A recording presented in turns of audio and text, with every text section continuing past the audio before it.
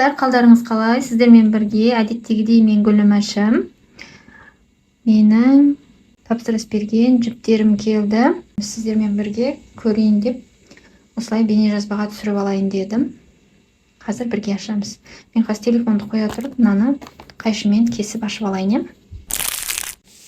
Қыздар, менде кесіп тастадым. Қазір шытырлайды. Ренжімеңіздер, мен штатив әкеліп телефонымды қойып қоюға ерініп тұрмын. Өте жалқау болып кеткен. Мен негізі жалқау адаммын. Қазір мынаны тез көргім келіп тұр. Қандай жіптерге тапсырыс бергенімді өзім ұмытып та қалдым.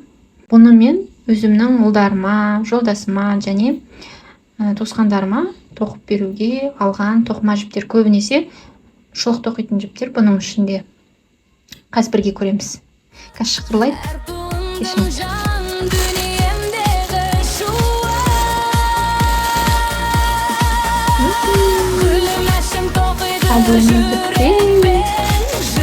Әдемі түстер, көзін жалын алатын.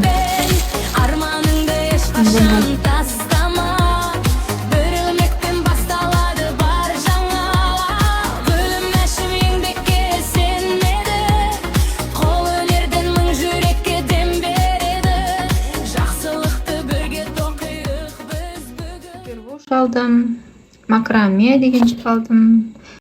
Оюлы шоппер сумка бар ғой менде, соны тоқиын ба деген оймен алған болатынмын. Енді қараймыз, қыздар. Ең бірінші мынандай шұлық тоқитын жіп бізде. Супервош комфорт деген. Әдемі түсия, қандай күшті.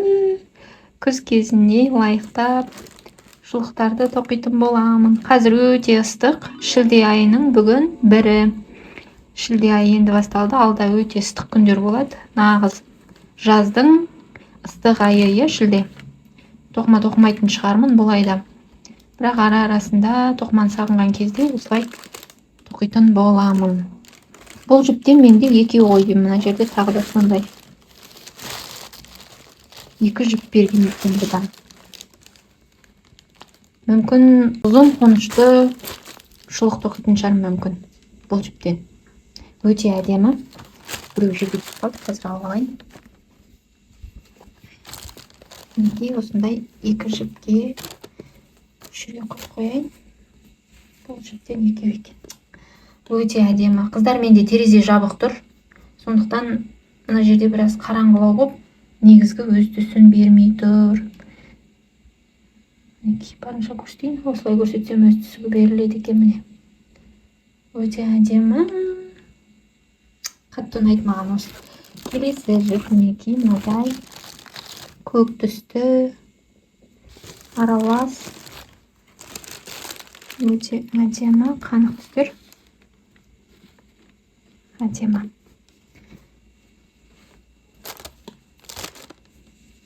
Ұлдарға тоқуға болады. Надан ұлдарға да, қыздарға да тоқуға болады. Келесі бізде ұлдарға.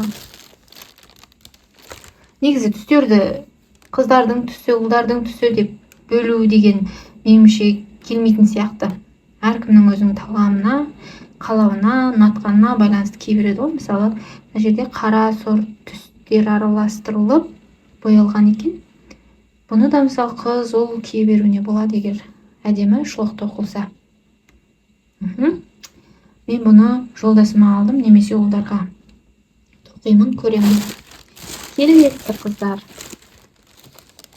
Мінекей мынадай күз кезін еске түсіреді, қыздар, қараңыздар. Деген күн салқындаған уақытта, аяқ тоңа бастайтын уақытта осындай түспен аяққа киіп алып жүрсе, өте әдемі.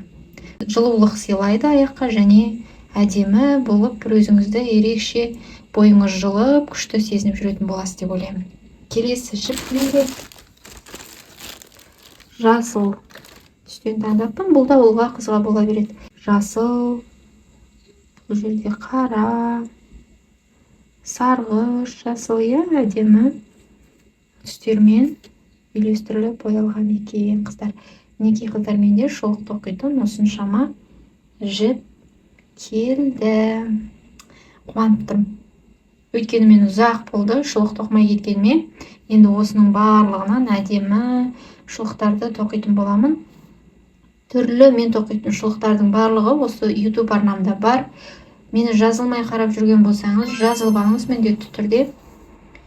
Шұлық тоқып жатсам, тоқыма барсын, тоқыма влогтарымда көретін боласыздар алдағы уақытта. Бірақ күн өте қатты ыстық болғандықтан тоқымай жүрмін қазір.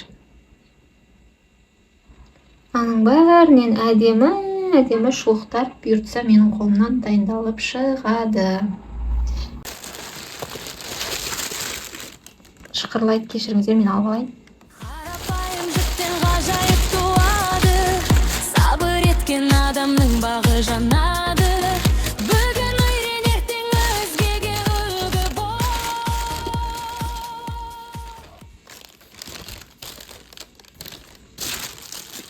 Не босады?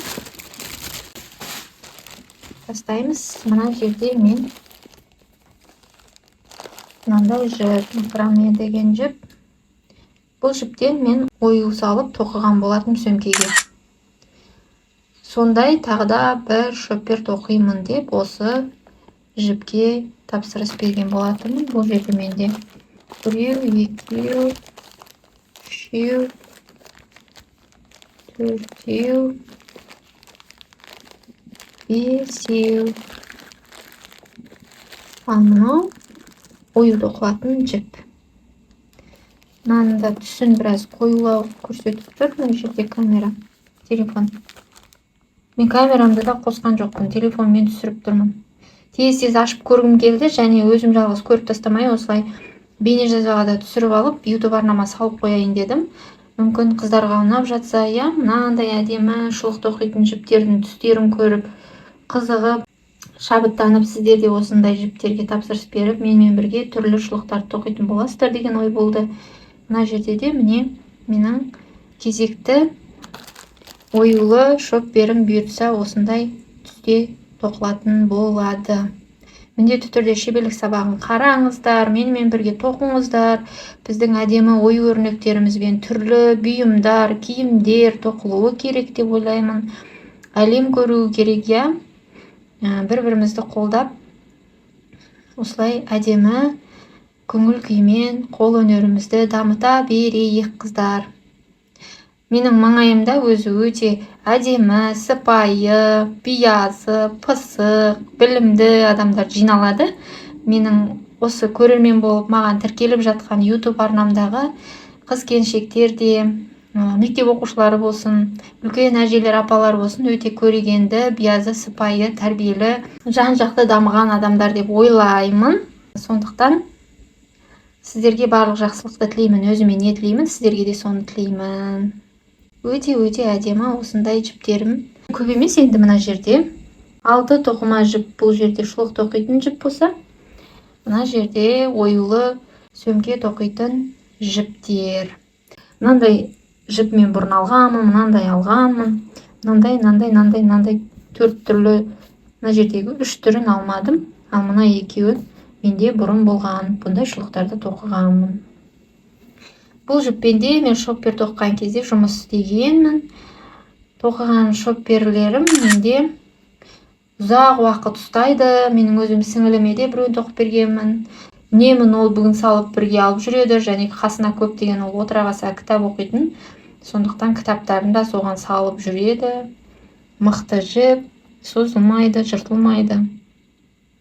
Ұзаққа қызмет етеді. Сондықтан қыздар, егерде әдемі бір бұйымды тоқып өз қолдарыңызбен көргілеріңіз келсе, осы менің YouTube арнамдағы оюлы этно шоппердің шеберлік сабағын қараңыз да, бастан аяқ қажетті осындай жіптерін алып алыңыз да, менімен бірге тоқып көріңіз қыздар.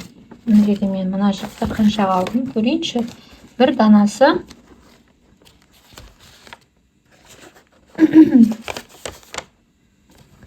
данасы мінекей қыздар 800 теңге екен. Осы мына жерде мен 5-еуін негізгі түс ретінде таңдап алсам, 1-еуін ою тоқитын мінекей мынандай түспен таңдап алдым. Бұл этно шоппердің шығыны 4800 теңге жібіне кетіп тұр. Енді мен жіптерімді тағы да бұл камераны өшіріп қойып, қолыма ұстап, тамсанып, біраз бір 15-20 минут отыру керекпін. шабыттанып, көз алдыма не тоқитынымды елестетіп, қалай тоқитынымды. Одан кейін сөреге апарып жинап қояйын, бір сәті түсіп, күн салқындай бастаған уақытта бірінен кейін бірін тоқитын боламын. Рахмет қыздар сіздерге. Назарларыңыз менде болып, соңына дейін қараған болсаңыз, міндетті түрде лүпіл басыңыз, өзіңіздің пікіріңізді жазыңыз. Сіз жаз кезінде жіптерге тапсырыс бересіз бе? Шұлық тоқисыз ба? Сіз тоқыманың қандай түрімен айналысасыз? Киім тоқисыз ба? Кілем тоқисыз ба? Менің шеберлік сабақтарымды қарап тоқыма үйренгенсіз бе? Осылай кері байланыс жасап, жылы лебіздеріңіз болса жаза отырыңыздар, қыздар. Рахмет барлықтарыңызға, жақсы күндерде қосылғанша сау саламатта болыңыздар. Әрбір шаңырақта бақыт туы желбіресін. Yaşım toqi